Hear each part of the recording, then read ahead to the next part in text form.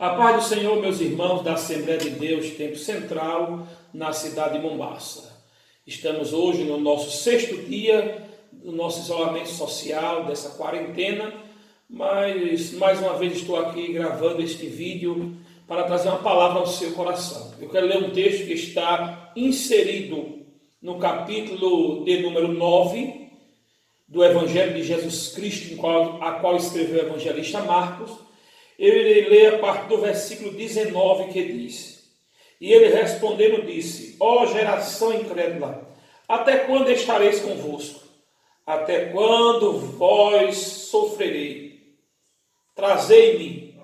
E trouxeram-lhe, e quando ele viu, logo o espírito agitou-se com violência, e caindo endemoniado por terra, revolvia-se espumando.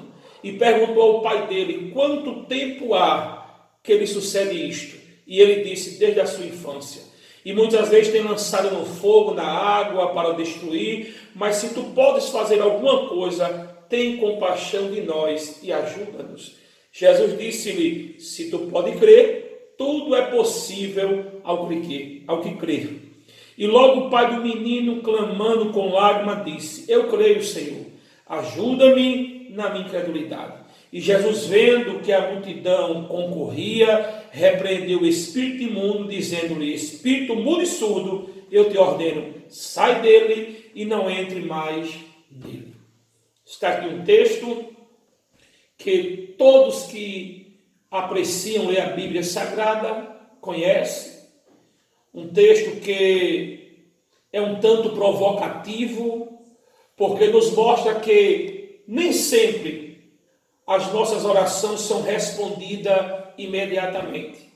E nos faz entender que o tempo da resposta é o tempo de Deus. O texto que ora lemos, ele vai dizer que Jesus, no meio da multidão, os escribas concorrendo, e ele pergunta o que é que está havendo. De repente, um homem se levanta e diz: o meu filho, ele tem um espírito, e esse espírito lança por terra, na água, no fogo, e eu chamei teus discípulos para expulsar. Eles oraram por ele e não puderam fazer nada. Jesus disse: ó geração incrédula, até quando estarás comigo? E de repente Jesus faz uma pergunta àquele homem e diz: há quanto tempo que acontece isso com esse menino? E ele diz: desde a sua infância. E Jesus olha para aquele homem e diz: se tu pode crer, tudo é possível ao que crê. E aquele homem diz: Senhor, ajuda-me na minha incredulidade. E naquele momento Jesus repreende o espírito mudo e surdo. E a Bíblia diz que ele dá uma ordem que aquele espírito saia e nunca mais entre naquela criança. Quando nós observamos esse texto, nós aprendemos algumas verdades para a nossa vida espiritual. E a primeira verdade que eu quero pontuar nesta noite está no versículo 22, que diz: e perguntou ao pai dele: quanto tempo há que lhe sucede isso? E ele disse: desde a sua infância, e muitas vezes tem lançado no fogo e na água para que eu destrua. Mas se tu podes fazer alguma coisa, tem compaixão de nós e ajuda-nos. A primeira aplicação que nós aprendemos nesse texto é que o pai, diante da situação, ele demonstra a sua fragilidade. O pai, ele vai diante da situação demonstrar a sua dependência de Deus. O Salmo 20 diz que um confia em carro, outros confiam em cavalo. Muitos se levantaram e caíram, mas nós estamos de pé, porque fazemos menção ao nome do Senhor. Então eu quero dizer a você nesta noite: dependa do céu. Demonstre a sua dependência ao Deus Todo-Poderoso. No capítulo 8 de Mateus, a Bíblia vai falar de um centurião, um homem que tinha autoridade, um homem que tinha 100 pessoas aos seus cuidados, um homem que mandava alguém ir, alguém ia, mandava alguém vir, alguém via, mandava sentar, alguém sentava, dizia de pé, tem que ficasse de pé. mas dentro da sua casa alguém fica enfermo. E ele entende que toda autoridade, todo poderio que ele tinha, não poderia fazer nada pelo seu criado. E agora ele sai de casa para encontrar Jesus de Nazaré. E quando ele encontra, ele diz a Jesus o que está acontecendo. E ele diz: Senhor, eu sou homem sobre autoridade. Eu sou homem que tenho pessoas aos meus cuidados, mas eu entendo a minha fragilidade. Eu não posso fazer nada. Eu entendo as minhas limitações. Senhor, me ajude. Jesus disse: eu irei na tua casa e lhe darei saúde. Ele disse: não, meu Senhor, eu não sou digno que o Senhor entre debaixo dos meus telhados, mas ordene uma só palavra daqui, e a palavra vai até lá. E quando eu chegar lá, o meu criado vai estar sarado. Então eu quero dizer a você nesta noite, se você entender que você é dependente de Deus, que você exclusivamente depende do céu, veja o que Deus vai fazer na sua vida. Uma segunda verdade que nós queremos pontuar nesta noite está no capítulo 9 de Lucas, verso 40, que é o mesmo texto que lemos, que diz assim: e roguei aos teus discípulos que expulsaram, e não puderam. Lucas disse: olha, que o pai tinha dito: eu roguei aos teus discípulos que expulsassem, e não puderam. Aqui eu aplico uma segunda verdade à nossa vida. E qual é, pastor? É que o pai vem nos ensinar que muitas das vezes nós colocamos as nossas expectativas em quem não pode fazer. Eu quero dizer a você nesta noite: deixe de colocar as suas expectativas na terra. Coloque as suas expectativas no céu. Aquele homem disse: olha, os teus discípulos não puderam fazer nada. Eles oraram, eles clamaram, eles passaram um bom tempo aqui clamando, orando, expulsando, e não puderam fazer nada. Jesus disse: ei, traga cá, deixe comigo, quem vai fazer sou eu, glória ao nome do Senhor. Então coloque as suas expectativas em Deus. Eu me lembro do capítulo 5 do Evangelho de João, quando aquele homem, 38 anos, ali no tanque de Betesda, e Jesus chega e pergunta a ele: quer ser curado? E ele começa a questionar: ninguém me vê, ninguém me olha, ninguém me ajuda, ninguém estende a mão, ninguém me coloca no tanque. Quando eu penso em ir, alguém pega outro e leva na minha frente. Então vejo que é uma pessoa frustrada. Vejo que é uma pessoa decepcionada, porque estava aguardando no homem, mas a Bíblia diz que bom é esperar em Deus. Então nesta noite, coloca as tuas expectativas no céu, coloca a tua esperança no Senhor, glória ao nome dele, e com certeza o nome dele será glorificado. Uma terceira verdade que devemos pontuar nesta noite está em Lucas 9,41, que diz assim a palavra: ó geração incrédula e perversa, até quando estarás comigo e ainda sofreis? Trazei-me cá o teu filho. Sabe o que Jesus quer nos ensinar com isso? Uma terceira lição. E qual é, pastor? Jesus vem nos ensinar que milagre é prerrogativa do céu. Milagre não é prerrogativa de homem. Milagre não é artifício da terra, milagre é prerrogativa do céu.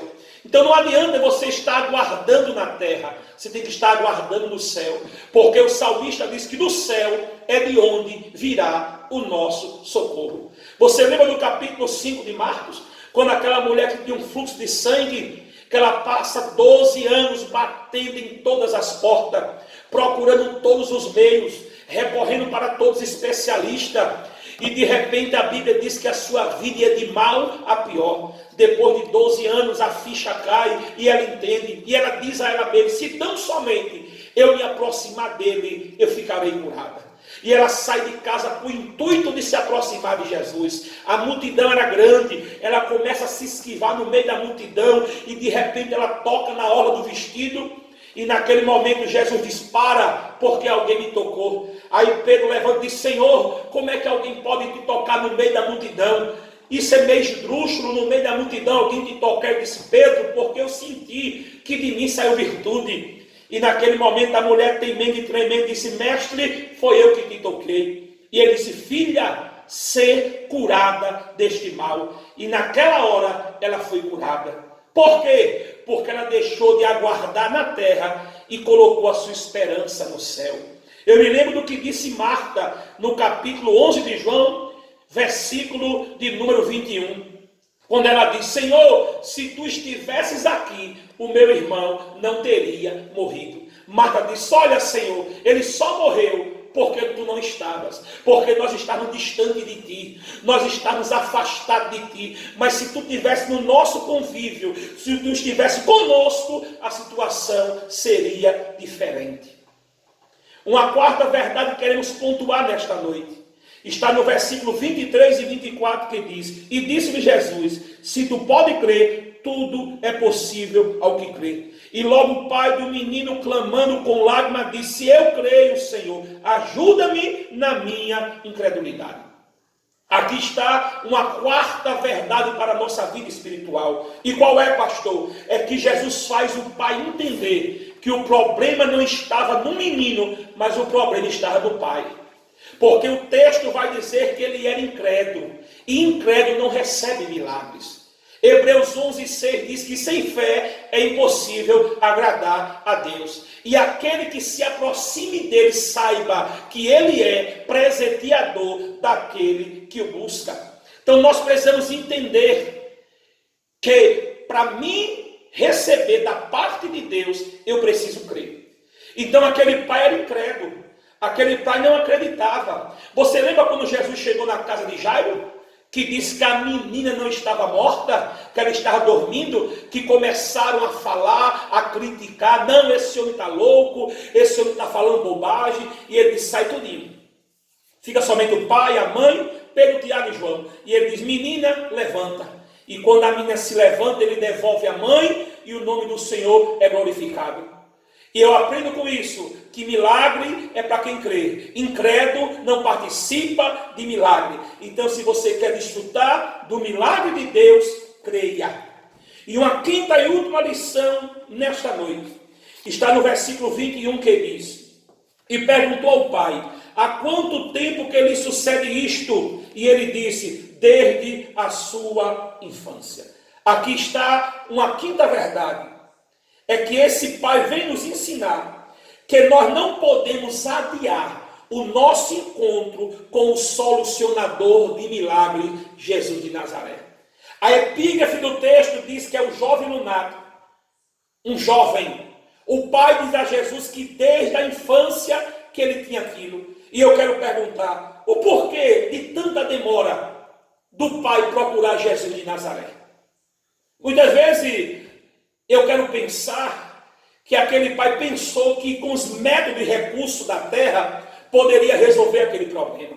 Eu me lembro do capítulo 4 de Marcos, quando os discípulos, em meio à tempestade, correm de lá, correm de cá, vai para ali, vem para aqui, tenta daqui, tenta de lá, e a Bíblia diz que não puderam fazer nada. A água entrando no barco, o barco ia à deriva. De repente eles entenderam: epa, isso aqui não é nossa competência, é competência de Jesus. Aí foram lá acordar o mestre: mestre, socorre-nos, porque vamos morrer. Jesus se levanta, repreende o vento, aquieta o mar, e naquele momento houve bonança. Então eu quero dizer a você nesta noite, eu termino esta palavra dizendo a você que hoje é o dia do seu encontro com Jesus de Nazaré.